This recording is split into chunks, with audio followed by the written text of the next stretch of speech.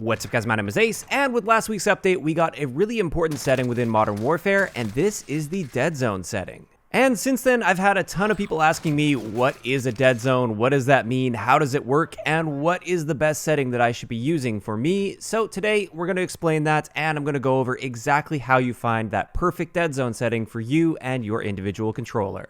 So the first thing I want to cover is, what is a Deadzone? What exactly does that mean in this context? Well, it's actually quite simple. The Deadzone determines how far you have to move your analog stick before it receives an input.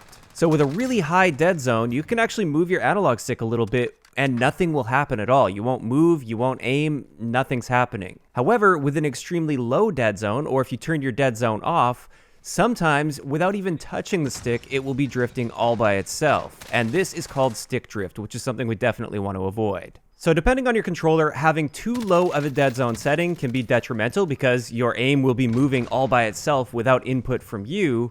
And on the other end of that, if your Deadzone is too high, then it won't be as responsive. You'll feel like there's a little bit of a delay as you move your thumb because it doesn't immediately detect that input from you. So there is a sweet spot that you have to find, and this will vary based on the controller as well. Some controllers, especially older ones, will tend to have more stick drift just because things have loosened up a little bit, so they kind of move around slightly on their own. Whereas newer ones tend to be a little bit more on the tight side, but then again, even with some brand new controllers, they will still have a little bit of stick drift. So let's get into how exactly you find that perfect Deadzone setting for you and your controller. So what you want to do is just hop into Modern Warfare and get into a custom game. Preferably just set it so there's no timer so you don't have to feel stressed for time at all. And the first thing you want to do here is set your horizontal and vertical stick sensitivity all the way up to the maximum. This is going to show you the most amount of stick drift possible. Also, your aim response curve, it's best to turn this to linear just for the purpose of this test. Of course, you will change all of this back once the test is complete. And then we want to start our Deadzone at 0 because we want to have the lowest Deadzone possible without getting drift. And right there, you can already immediately see I'm getting some stick drift. I'm not touching these sticks at all, and my aim is drifting by itself. And you might not notice this if you have a lower sensitivity, so this is why we want to crank that up for this particular test. So what I want to do here is I want to just start bumping this up one step at a time and still see if we're getting stick drift. So still, I'm getting a little stick drift, so 0.1 or 0.01 isn't good enough. Let's try 0.02 for my controller. Okay, I don't really see any severe stick drift, but it is moving very slightly. Something else you can do a little is just kind of bump your stick around a little bit and then just let it settle. And sometimes it'll drift after you let it settle when you do that. But it looks like it's just barely drifting for me here, still a little tiny bit. So I think I want to go just one more step up to 0.03, and that will likely be the best stick drift setting for me. It's also really nice if you can use a nice sharp edge on the map. This just helps you see, oh, there you go. We got a little bit of drift on that one as well. So it looks like I have to bump that up even more. But sometimes it looks like it's fine. It's just if I bump that stick around a little, there you go. Once again, seeing a little bit of stick drift that we don't want. So I'm going to bump that one more setting up here. And now that should pretty much eliminate our stick drift at this point. And as far as I can tell, at least, that is now my perfect setting for this particular controller for my stick drift. So that's what I'm going to keep it at, is 0.04. We don't want to go any higher than that because the higher you go, the less responsive things are going to feel. So I'm going to set things back to how I like them. Make sure I set this back to my standard sensitivity and response curve. And there you go. I found my perfect Deadzone for this controller.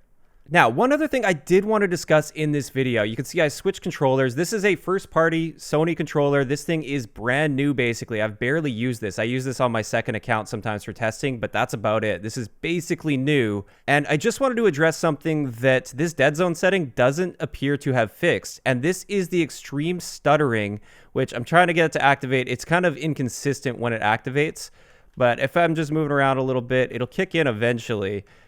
Oh, there you go. You see how my aim just darted to the side like that? And right here. There you go. Not even touching the sticks, and yet it's turning all by itself. I have my Deadzone setting all the way down. I can still get this to happen with a maximum Deadzone setting, which you generally don't want this maximum Deadzone setting because it's very, very unresponsive. But let's just see if we can get it to kick in again. And I just want to show this inconsistency with this particular controller, which, again, brand new controller. This thing hasn't been banged around or anything. It's basically right out of the box with a little bit of playtime on it for testing. And let's just see if we can get it to go. Oh, now it doesn't want to go. It's so inconsistent. There we go. You see that darting to the left? That's doing it all without my input. This dead zone setting should be preventing that, but it's still not preventing that. So it's not necessarily going to solve any issues that you might have if you guys are experiencing this same sort of stuttering issue with your controller. It appears that some controllers are just kind of a dud and they're kind of screwed and they won't work in this area. And there you go. You can see it with my maximum dead zone setting. It's still drifting on you. So some controllers are just not going to work for you here. But with that, that's everything I wanted to cover in today's video about Deadzone. Hopefully you found this helpful, and hopefully you can use this to fine-tune that perfect dead zone for you, so you're not dealing with a really sloppy controller that has a lot of drift, or you don't set your dead zone setting way too high and have a hard time controlling your aim as a result of that. Just out of curiosity to see how much variance there would be, please let me know in the comments down below after finding your perfect dead zone. Just let me know what that dead zone is for you and your controller. I'm just curious to see if there's some really bad controllers out there that require a super high dead zone setting, or are they generally quite low like with my controller? If you enjoyed the video, a like rating is always appreciated, and don't forget to subscribe for more if you haven't already. I'll talk to you guys next time.